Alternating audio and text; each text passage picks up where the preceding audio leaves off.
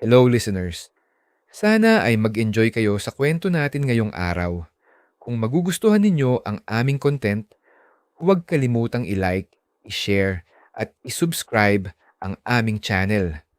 I-click na rin ang notification bell para lagi kayong updated sa mga bago naming kwento. Maraming salamat sa inyong suporta at simulan na natin ang kwento. Huminto kami sa may entrance at siya na ang dumiretso sa front desk para magpa-check-in. Ako naman, nanatili lang sa gilid, tahimik na pinapanood siya. Ang composed niya, kumilos, kalma lang. Parang sanay na sa ganitong sitwasyon. Nang marinig ko kung magkano ang bayad, agad akong kumilos. Kinuha ko yung wallet ko at inabot ang pera sa kanya. "Share tayo," sabi ko. Medyo nahihiya pa. Pero umiling siya at dahan-dahang ibinalik yung kamay ko. "Ako na muna," sagot niya. "Sigurado ka?" tanong ko. Tumango siya. "Okay lang, ikaw na lang next time." Dagdag pa niya, sabay ngiti. Napatingin ako sa kanya. "May next time agad?" Sagot ko. Napangiti rin ako ng bahagya. "Ayaw mo ba?" Balik niya. "Depende," sabi ko. "Depende saan?" Tanong niya, medyo curious. "Basta," sagot ko. Sabay iwas ng tingin, pero hindi ko napigilan yung ngiti ko. Umiti siya, parang na-amuse sa sagot ko. "Sige, gagawin ko na lang best ko para hindi mo ako makalimutan," sabi niya. Napatawa ako ng mahina. "Ang confident mo naman," sagot ko. Pero kahit ganun, hindi ko rin maitago yung kilig na unti-unting sumisilip sa nararamdaman ko. Pumasok na kami sa loob ng kwarto at nang maisara ang pinto, biglang nag-iba ang pakiramdam ng paligid. "Lahat ng posisyon, gagawin natin," bulong niya. "Hi, ako si Jadon, 26 years old. Walang nakakakilala sa totoong ako. Lalo na sa parteng na a-attract ako sa kapwa ko lalaki. Tahimik ko lang tong tinatago. At kahit ganun, hindi rin naman ako basta nagpapapasok ng kahit sino sa buhay ko. Kahit pa may mga nagpaparamdam o lumalapit. Galing akong probinsya sa Ilocos, pero matagal na rin akong naninirahan dito sa Maynila. Dito ako nag-aaral sa college habang nagtatrabaho bilang working student. Hindi madali yung pagsabayin, pero kinakaya ko. Marami kasi akong pangarap sa buhay. Lumaki ako sa simpleng pamilya na hirap sa buhay, kaya mas lalo akong nagsusumikap para mabago yung sitwasyon namin balang araw. Pero isang araw, pauwi na sana ako galing trabaho nang bigla akong ipatawag ng manager ko. Akala ko simpleng usapan lang. Baka may sasabihin tungkol sa schedule o performance ko. Pero nagulat ako nang dinala niya ako sa HR. Doon, diretsahan nilang sinabi na isa ako sa mga maaapektuhan ng layoff. Medyo nagulat ako at pinipigilan ko yung sarili ko na umiyak. Hindi ko alam ang gagawin ko kasi sobrang need ko ang trabaho ko. Tapos biglang ganito. Parang huminto ang mundo ko sa sandaling yon. Hindi ako makapagsalita. Hindi ko alam kung ano ang dapat kong maramdaman o sabihin. Tumango na lang ako. Tinanggap ang papel na inaabot nila at pilit nang umiti kahit ang bigat-bigat na ng pakiramdam ko. Parang may nakadagan sa dibdib ko na hindi ko maalis. I can't bring myself to go home to my apartment just yet. I feel like if I'm left alone, my thoughts will completely consume me. I have so many worries, work, money, and how I'm even going to start over. Pati pamilya ko, sina mama, papa, at mga kapatid ko na umaasa sa padala ko. Hindi ko alam kung saan ako magsisimula. Sobrang gulo ng isip ko. Kaya nagdesisyon akong maglakad-lakad muna. Wala akong malinaw na pupuntahan. Basta gusto ko lang makalayo kahit sandali sa bigat ng nararamdaman ko. Hanggang sa hindi ko na malayan, napunta na pala ako sa Recto, sa Isetan, sa tapat ng sinehan. Napahinto ako doon. Matagal ko nang naririnig ang mga kwento tungkol sa mga nangyayari sa loob ng sinehan na yon, mga lihim na hindi man lantaran. Pero alam ng marami, mga taong naghahanap ng pansamantalang saya o koneksyon, kahit saglit lang. Dati, hindi ko man lang inisip na papasok ako sa ganung lugar. Hindi ko yun gusto. Pero nung gabing yon, iba ang pakiramdam ko. I want to feel completely lost and lose all my emotions and feelings. Sometimes, the weight of everything becomes so heavy that turning numb feels like the only way to survive. I just want to silence the noise in my head, detach from reality, and feel absolutely nothing at all. Pagod ako, wasak, at sa kaibuturan ko, may bahagi ng sarili ko na gustong kumawala. Kahit sandali lang, mula sa realidad na pilit akong hinihila pababa. Hindi ko maipaliwanag kung bakit, pero parang may kakaibang puwersa na nagtutulak sa akin papasok. Parang kusa na lang gumalaw ang mga paa ko. Isang hakbang, hanggang sa hindi ko namalayan na nasa mismong harap na pala ako ng entrance. Nagbayad ako ng entrance fee na 100 pesos, tapos naglakad na ako paakyat sa taas sa sirang escalator. Umakyat ako papunta sa second floor. Hawak ko pa rin yung maliit na papel habang dahan-dahan akong umaakyat ng hagdan. Habang papalapit ako sa taas, mas lalo kong nararamdaman yung kaba sa dibdib ko. May halong takot at curiosity. Pagdating ko doon, napahinto ako. Napatingin ako sa paligid at doon ko napansin na puro lalaki. Iba-iba sila. May mga may edad na, may mas bata, may mukhang galing opisina, maayos ang suot, parang propesyonal. May iba namang halatang pagod, parang kakagaling lang sa trabaho. At meron ding ilan na parang sanay na sa lugar na yon. Mga kampante at walang kaabog-abog.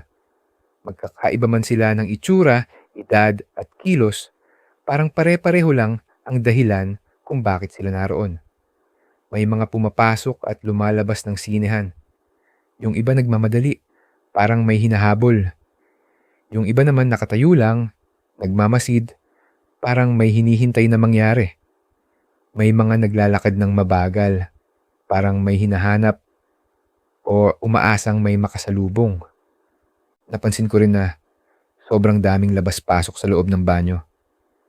Hindi ko na rin alam kung anong pumasok sa isip ko. Pero pumasok na rin ako sa loob ng sinehan. Pagpasok ko, halos wala akong makita. Sobrang dilim. Parang tinakpan ng anino ang buong paligid. Sa una, parang nakakalunod yung dilim. Parang nilalamon ka nito. Napahinto pa ako sandali. Pilit na iniintindi kung nasaan ako. Ilang segundo ang lumipas bago unti-unting nasanay ang mga mata ko. Dahan-dahan kong nakita ang loob. Mga anino ng taong nakaupo. May ilan na gumagalaw. At may iba na halos hindi mo na maaninag. Doon ko mas naramdaman. Hindi lang basta lugar to. May kakaibang bigat at misteryo sa hangin. At kahit hindi malinaw ang lahat, alam kong may mga bagay na nangyayari sa dilim na yun. Mga bagay na hindi kailangang sabihin, pero kusang naiintindihan ng mga naroon. May grupo ng mga lalaki sa isang bahagi ng loob. Hindi sila nakaupo tulad ng karaniwang nanonood ng pelikula. Nakatayo sila nang magkakalapit, halos magkadikit ang mga katawan at gumagalaw ng mabagal. Parang may sinusunod na sariling galaw o ritmo na hindi ko agad maunawaan. Tahimik ang paligid pero ramdam mo na may nangyayari. Parang may hindi sinasabi pero malinaw sa kilos nila. Habang nakatingin ako, napansin ko rin yung amoy sa hangin. Medyo mabigat, halo ng pawis, init ng katawan at kung ano pang hindi ko maipaliwanag kung saan nanggagaling. Binuksan ko ang phone ko dahil may kukunin sana ako sa bag ko. Nang umilaw ang screen, bahagyang lumiwanag ang paligid. Doon ko mas malinaw na nakita kung ano ang nangyayari sa gilid sa may kumpulan ng mga lalaki. Nakita ko na nagsusubuan sila. First time ko makakita ng ganito. Parang wala silang pake sa mga tao sa paligid nila. Naglakad-lakad pa ako sa loob ng sinehan para makita ko pa ang ibang nangyayari. Habang naglalakad ako sa gitna ng siksikang tao, agad kong naramdaman ang presensya ng mga lalaki sa paligid ko. Tikitan. Mainit ang pakiramdam at parang bawat galaw ko may kasabay na ibang galaw mula sa kanila. Maya-maya, may naramdaman akong kamay na dumikit sa akin. Agad ko itong tinaboy. Hindi lang isang beses, paulit-ulit. Tuwing may susubok na humawak o lumapit ng sobra, mabilis kong iniiwas ang katawan ko. Meron pa humak ng private part ko, pero agad ko siyang tinulak at mabilis akong naglakad. Nagpatuloy ako sa pag-usad, pilit na dumadaan sa pagitan ng mga taong halos magkadikit na sa sobrang siksikan. Sa bawat hakbang ko, ramdam ko pa rin yung init ng paligid, yung halo-halong amoy sa hangin, at yung pakiramdam na parang may mga matang nakatingin o sumusunod sa galaw ko. Naghahanap ako ng pwesto, yung medyo may space kahit papaano, yung makakahinga ako ng maayos, yung makakapagmasid ako ng hindi masyadong lantad, hanggang sa may makita akong sulok. Hindi man siya gaanong maluwag, pero sapat na para makasingit ako at magkaroon ng konting espasyo para sa sarili ko. Kahit papaano, nakahinga ako ng mas maayos. Sandali akong sumandal, pinipilit ayusin ang paghinga ko na kanina pa mabilis. Sinubukan kong pakalmahin ang sarili ko, kahit ramdam ko pa rin yung kaba at bigat sa dibdib ko. At doon ko tuluyang naintindihan kung anong klaseng lugar ang pinasok ko. Yung mga bagay na dati, nababasa ko lang online, sa mga blog o kwento ng iba. Akala ko noon hindi totoo, pero totoo pala. At mas malala pa ang mga nakita ko kaysa sa mga nabasa ko. Totoo pala. At mas lalo akong nabigla dahil nangyayari na siya sa harap ko mismo. May mga eksena na hindi ko akalaing makikita ko ng ganito kalapit. Hindi ko na kailangang isa-isahin. Alam nyo na yon, sa kaliwa ko, sa kanan, pati sa gilid, mga lalaking nagbebembangan at subuan. Grabe. Ang bababoy nila. Parang wala silang pakialam. Habang nakaupo ako at tahimik na nagmamasid, may ilang lumalapit sa akin. Iba-iba sila. May mas bata, may mas matanda.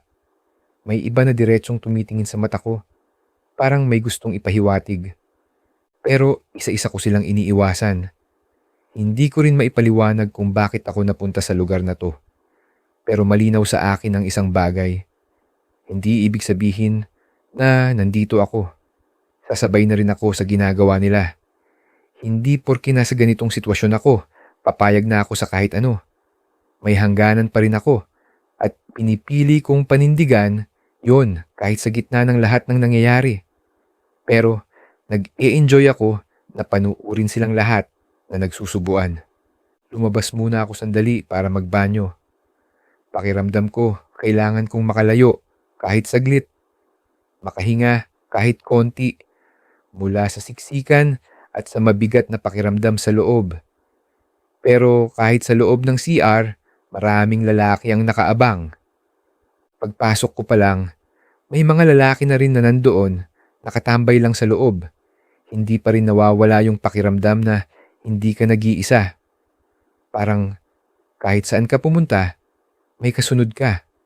Habang nasa urinal ako, may isang lalaking lumapit at tumabi sa kabilang pwesto. Ramdam ko agad yung presence niya. Yung tahimik na aura na parang may gustong ipahiwatig kahit wala siyang sinasabi. Paminsan-minsan, nahuhuli ko siyang sumusulyap sa akin. Hindi ko na hinintay na may mangyari pa. Binilisan ko na lang ang pag-ihi. Halos minamadali ko ang sarili ko. Pagkatapos, agad akong umalis doon nang hindi na lumilingon. Paglabas ko, dumiretso ako sa third floor. Pagdating ko doon, halos pareho pa rin ang vibe kumpara sa second floor. Pero mas kaunti ang tao.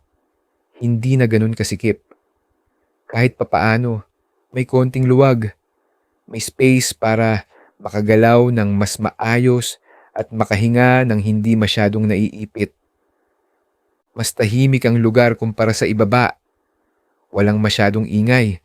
Pero kahit ganun, ramdam mo pa rin na iisa lang ang dahilan kung bakit nandun ang mga tao. Iba lang ang setting pero pareho pa rin ang intensyon. Dahan-dahan akong naglakad. Mas maingat na ang bawat galaw ko. Hindi na ako tulad kanina na puro gulat at curiosity ang nangingibabaw. Ngayon, mas alerto na ako. Mas conscious ako sa paligid ko. Sa mga tao, sa mga tingin nila, at sa bawat kilos na nangyayari sa paligid ko. Naghanap ulit ako ng pwesto. Yung hindi masyadong nasa gitna ng crowd. Yung may konting layo sa iba para kahit papaano, may space ako. Hindi man ganun kaluwag, pero sapat na para hindi ako masyadong maipit. May nahanap naman ako sa bandang gilid. Doon ako tumigil at tahimik na nagmasid. Pinapanood ko lang ang paligid. Sinusubukang intindihin ang mga nangyayari habang pinipilit panatilihin ang distansya ko. Maya-maya, may mga sumubok na naman lumapit sa akin. Iba-iba sila, pero pare-pareho ang approach. Pero tulad kanina, hindi ako pumayag. Isa-isa ko silang iniiwasan at tinataboy. Kahit nandun ako, malinaw sa akin na hindi ko hahayaang madala ako sa kung anong ginagawa ng iba. Hanggang sa may isa na namang lumapit sa akin. Pero iba siya sa mga nauna. Hindi siya mapilit, walang bigla ang galaw. Tahimik lang siyang umupo sa katabing upuan ko. Parang may distansyang nirerespeto. Kahit madilim, ramdam ko agad yung presence niya. Kalmado, steady, hindi nagmamadali. At sa hindi ko rin maipaliwanag na dahilan, hindi ko siya itinaboy. Hindi ako umiwas. Hindi tulad ng ginawa ko sa iba. May kakaiba sa kanya na hindi ko maipaliwanag. Kinuha ko yung cellphone ko sa bulsa ko. Kunwari, may chinecheck lang. Pero sa totoo lang, ginagamit ko lang yung ilaw ng screen para masilip ko siya ng maayos. Dahan-dahan akong sumulyap sa gilid, pilit hindi halata. At doon ko siya nakita ng mas malinaw. Sa mahinang liwanag ng phone ko, tumama ang ilaw sa mukha niya. Doon ko napansin kung gaano siya ka-appealing. Hindi siya yung tipong parang model na sobrang perpekto ang itsura. Pero pogi siya. Yung tipong kahit simple lang, hindi mo maiwasang mapatingin ulit. Napatagal ang tingin ko sa kanya. Hindi ko agad nabawi ang mata ko. Parang may kung anong humawak sa atensyon ko. Parang gusto kong siguruhin kung tama ba ang nakikita ko or baka dala lang ng ilaw, ng dilim at ng kakaibang sitwasyon na kinalalagyan namin. Hanggang sa napansin niya ako, nahuli niya akong nakatingin. Pero imbis na umiwas o mailang, tumitig siya pabalik. Diretso. Walang alinlangan. Parang biglang bumagal ang lahat sa paligid. Yung ingay, yung galaw ng ibang tao. Parang nawala sa focus. Ang natira na lang, kaming dalawa. Yung pagitan namin. At yung titig niya na hindi bastos, hindi rin mapanghamon, kundi parang kalmado lang, pero may lalim. Maya-maya, siya na ang unang nagsalita. "You don't seem into what's happening here. Anong ginagawa mo dito?" Tanong niya habang diretso pa rin ang tingin sa akin. Napaisip ako sandali bago sumagot. Hindi ko rin alam kung bakit ako napunta dito. Ikaw, bakit ka nandito? Balik ko sa kanya. Tumahimik siya saglit, parang pinipili ang sasabihin. I'm just curious. Gusto ko lang makita kung anong meron dito. Sagot niya. I see. So first time mo rin? Tanong ko. Yes, maikli niyang sagot. Saglit kaming natahimik. Pero hindi yung awkward na katahimikan. Parang pareho lang kaming nag-iisip, nagpo-process ng sitwasyon, hanggang sa siya ulit ang nagsalita. "Let's get out of here," sabi niya. Napatingin ako sa kanya. "Saan naman tayo pupunta?" Tanong ko. Bahagya siyang ngumiti, parang hindi rin siya sigurado. "I don't know. Just take the lead. Or do whatever you want to do," sagot niya. Hindi ko na rin alam kung bakit, pero pumayag ako. Tapos, lumabas kaming dalawa sa loob ng sinehan. Sabay kaming lumabas ng sinehan. Habang papalapit kami sa exit, unti-unting sumalubong ang liwanag mula sa labas. Mula sa madilim na loob, parang biglang nag-iba ang pakiramdam at doon ko siya nakita ng buo. Maayos siyang tingnan, yung tipong hindi mo aakalain na makakasalubong mo sa ganung lugar. Maputi ang balat, matangos ang ilong, at halata ang ganda ng jawline niya. Hindi siya yung tipo na kailangan pang mag-effort para mapansin. Yung presensya niya pa lang, sapat na para mapalingon ka. Medyo may build din ang katawan niya, mukhang alaga sa sarili. Habang naglalakad kami palabas, bigla siyang nagsalita. "Now you can see me clearly," sabi niya sabay tawa ng mahina. Napangiti ako. "Yeah, ibang-iba ka pala kapag may ilaw na," sagot ko. Pagkalabas namin, naglakad lang kami sa labas. Tahimik. Walang pilitan sa usapan. Pero hindi rin siya awkward. Parang pareho lang kaming nagpapahinga mula sa lahat ng nangyari sa loob. Ramdam ko yung hangin sa labas. Mas presko, mas magaan sa pakiramdam. Paminsan-minsan, napapatingin ako sa kanya. Hindi ko alam kung napapansin niya, pero hindi rin siya umiiwas. May mga sandali na nagkakasabay ang tingin namin at pareho lang kaming napapangiti ng bahagya. Parang may tahimik na pagkakaintindihan na nabubuo sa pagitan namin. "Ano palang name mo?" Tanong niya sa akin habang naglalakad kaming dalawa. "Jadon, ikaw?" Sagot ko. "Anthony," sabi niya. "Nice to meet you, Anthony," sabi ko. "Nice to meet you too, Jadon," sagot niya, sabay tingin sa akin ng may mga ngiti. Nagpatuloy lang kami sa paglalakad. Iba na yung pakiramdam, kumpara kanina. Mas magaan na. Wala na yung sobrang kaba at pag-iingat sa bawat galaw. Unti-unti, parang nagiging komportable na kami sa presensya ng isa't isa. Wala rin kaming malinaw na pupuntahan. Basta lang kami naglalakad, paikot-ikot sa parehong kalsada. Parang ayaw pa naming matapos yung sandali kahit wala naman talaga kaming direksyon. Tahimik ulit, pero hindi awkward. Yung katahimikan na parang okay lang kasi ramdam mo na may kasama ka. Hanggang sa siya na ulit ang nagsalita. "Gusto mo bang pumunta tayo sa mas tahimik na lugar? Mag-check-in tayo?" Sabi niya. Napahinto ako sa paglalakad at napatingin sa kanya. Biglang ang daming pumasok sa isip ko. Tahimik ako ng ilang segundo.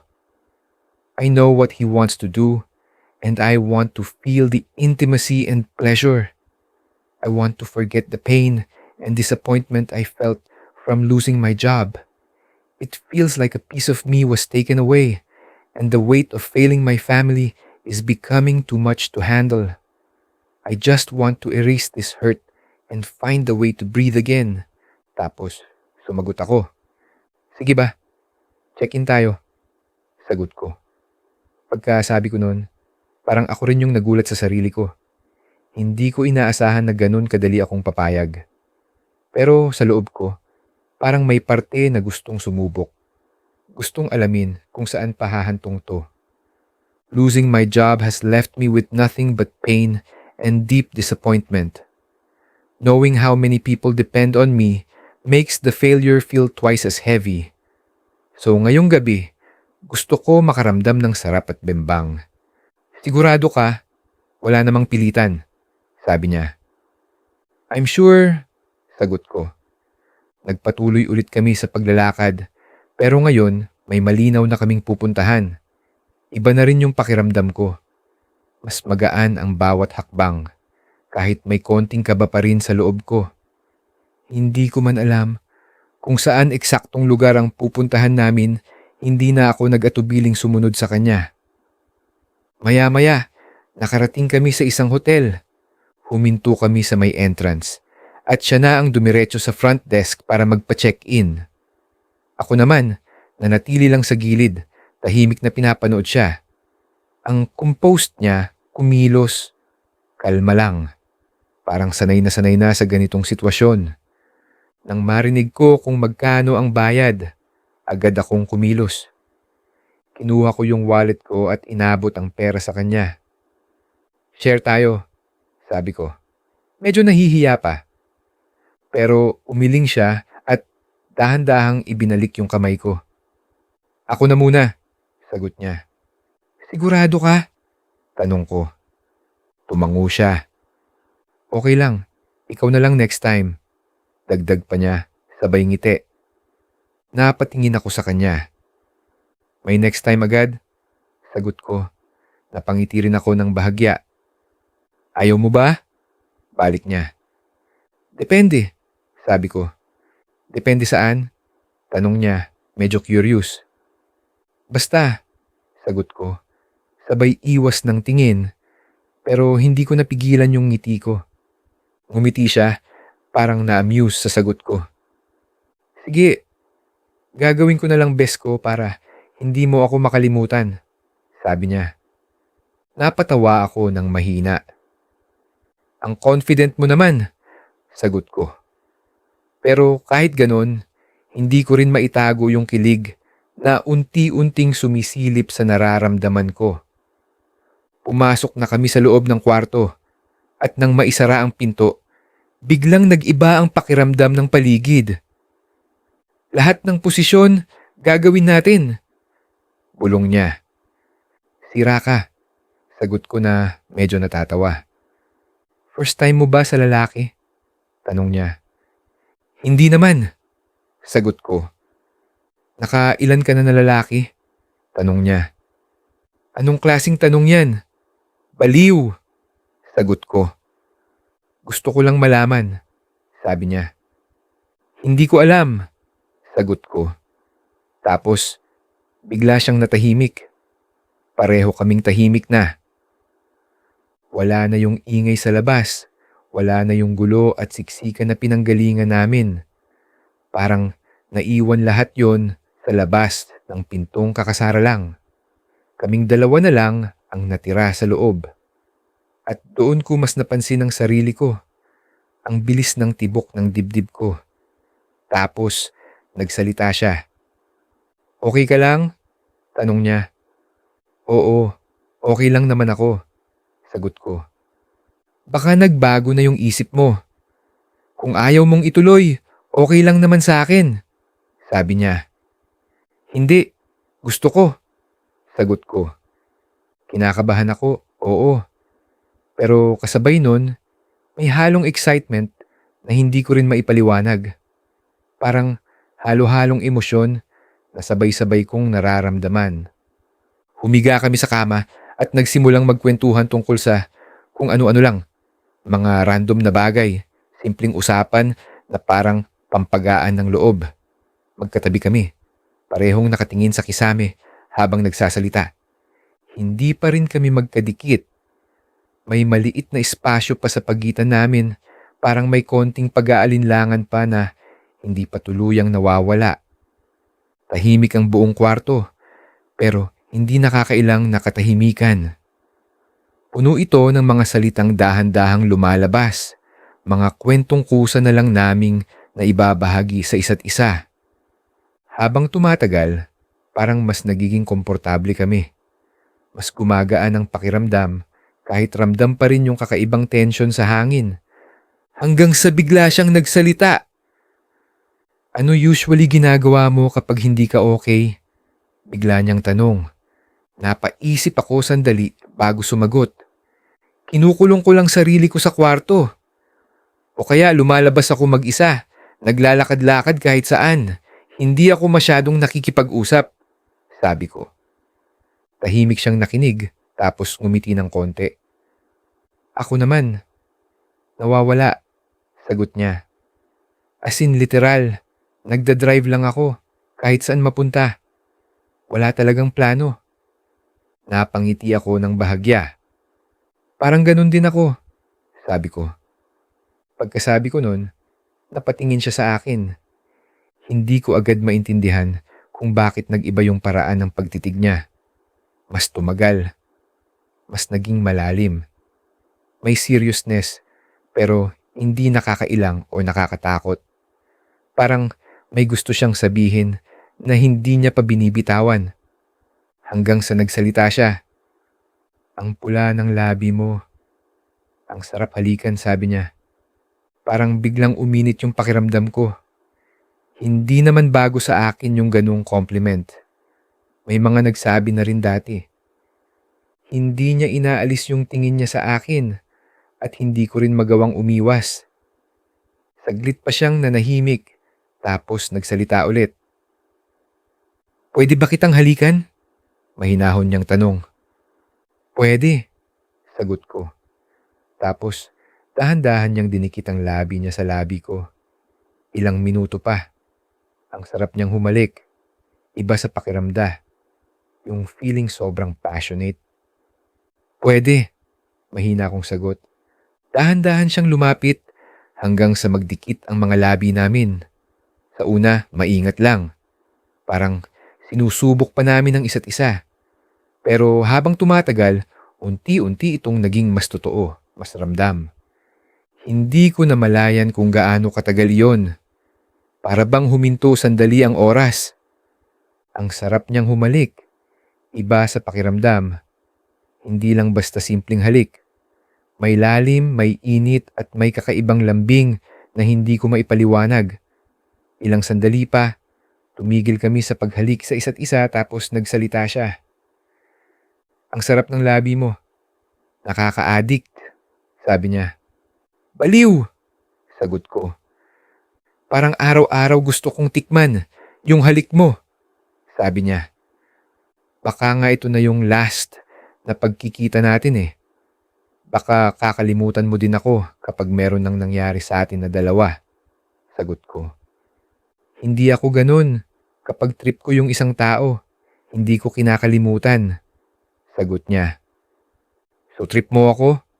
Tanong ko. Hindi ko pa alam. Hindi pa tayo nagbibembang eh. Malalaman natin, sagot niya. Bigla akong natawa. Ang dami mo na siguro na bembang, no? Tanong ko. 3 pa lang. Pang-4 ka. Sagot niya dahan. Dahan ako lumapit sa kanya at hinalikan ko siya at doon na kami nagsimula. Nagbimbangan na kaming dalawa. Halos 1 oras din yung intimate moment namin na dalawa bago kami matapos at pareho naman kami nakaraos at nasatisfy. Pagkatapos nun, nagpasya na kaming umalis sa hotel. Tahimik lang kaming dalawa habang naglalakad palabas. Parang pareho pa kaming nagpoproseso ng mga nangyari. Maya-maya, siya rin ang unang nagsalita. Parang nagugutom ako. Kain tayo? Aya niya. Napatingin ako sa kanya. Saan naman? Tanong ko. Kahit saan lang, sagot niya. Parang wala siyang partikular na gusto. Sige, sabi ko. Sumakay kami sa sasakyan niya. Umupo ako sa passenger seat, tahimik lang habang pinagmamasdan ko siya. Habang nagmamaneho siya, napansin ko kung gaano siya ka-relaxed at kalmado. Ang ayos ng galaw niya. Mula sa paghawak sa manibela hanggang sa paraan ng pagtingin sa kalsada. Halatang sanay na sanay. Sa isip ko, napaisip ako. Mukha talaga siyang elegante. Parang galing sa ibang mundo. Hindi ko maiwasang isipin na baka hindi kami magkapantay. Tahimik ang biyahe namin hanggang sa makarating kami sa isang restaurant sa Makati na bukas pa. Pagbaba namin ng sasakyan, napatingin ako sa paligid. Maayos ang lugar. Malinis, maaliwalas at may ilaw na hindi masakit sa mata. Kita rin na hindi ito basta-basta lang na kainan. Medyo sosyal. Nagpark siya at naglakad na kami papunta sa entrance. Saglit akong natigilan. Parang mahal dito. Hindi ko yata kaya, sabi ko. Medyo nahihiya. Tumingin siya sa akin at ngumiti lang. Relax ka lang. Ako na bahala, sabi niya. Lalo akong nahiya, kaya napabuntong hininga na lang ako. Sige, ikaw na, sagot ko. Tahimik akong sumunod sa kanya papasok. Ramdam ko yung hiya ko, hindi dahil sa lugar, kundi dahil sa effort niya para sa akin. Umupo kami sa isang table at nag-order siya matapos naming pumili sa menu. Hindi siya nagmadali. Binigyan niya ako ng oras para makapili ng maayos. Parang gusto niya talagang maging komportable ako. Pagdating ng pagkain, tahimik lang kaming kumain. Paminsan-minsan, nagkakatinginan kami. Nakakatuwa kasi parang ang tagal na naming magkakilala. Kahit nakakasimula pa lang ng lahat. Pagkatapos naming kumain, napagdesisyonan na rin naming umuwi. Tumayo kami at sabay na lumabas ng restaurant. Medyo malamig ang hangin at mas tahimik na ang paligid kumpara kanina. Kinuha ko ang phone ko. Magbubuk sana ako ng angkas pa uwi. Hatid na kita, bigla niyang sabi. Okay lang, kaya ko naman. Malapit lang ako dito. Saka nakakahiya na, sagot ko. Hatid na kita. Gusto ko lang masigurado na makakauwi ka ng maayos, sabi niya. Napangiti ako, pero may hiya pa rin. Hindi na talaga. Nahihiya na ako, ulit ko. Please, hayaan mo na akong ihatid ka, sabi niya. Mas mahinahon, pero may sincerity sa boses niya. Napatingin ako sa kanya. Hindi ko maipaliwanag kung bakit ang hirap tumanggi. Siguro dahil sa lahat ng ginawa niya buong gabi.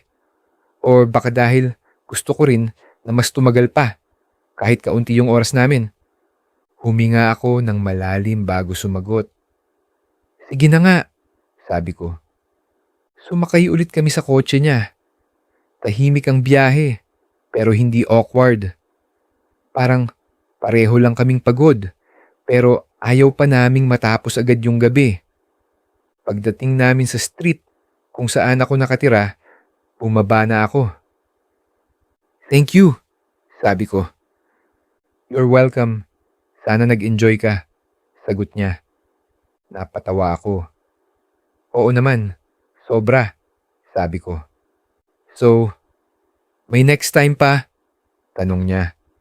Nagkunwari akong nag-iisip kahit alam ko naman ang sagot ko.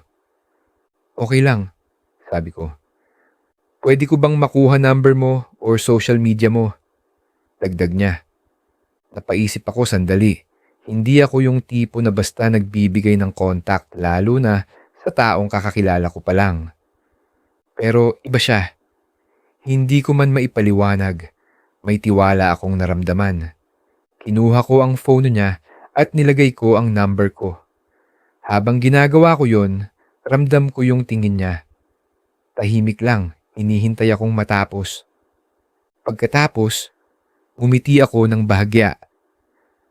Pa-open ng Facebook mo, i-add kita para sure, sabi ko, habang inaabot pabalik ang phone niya. Wala siyang tanong. Ngumiti lang siya at agad nag-log in. Ilang sandali lang, ibinalik niya ulit sa akin. Here, sabi niya. Kinuha ko yon at hinanap ko agad ang pangalan ko. Tapos inad ko ang account ko gamit ang account niya. Okay na, sabi ko sabay abot ng phone. Nagpaalam na kami sa isa't isa. Good night, Jadon, and nice to meet you again, sabi niya.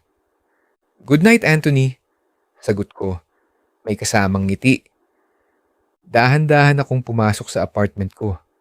Pagkasara ko ng pinto, doon ko na naramdaman lahat.